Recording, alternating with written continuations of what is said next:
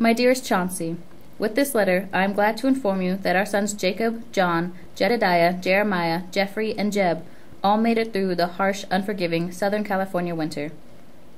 However, with my deepest sadness, I must now tell you that Keith did not outlast the winter, and had been mauled by a bear, and then 4 days later died from choking on a butterscotch candy.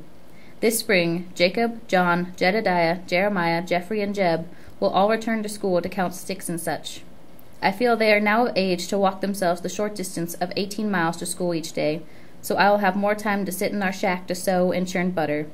Oh, and good news, I am in good health. After coughing into a napkin, there was only a small amount of blood. Hopefully you will return soon. Yours truly, Amelia J. Youngerman.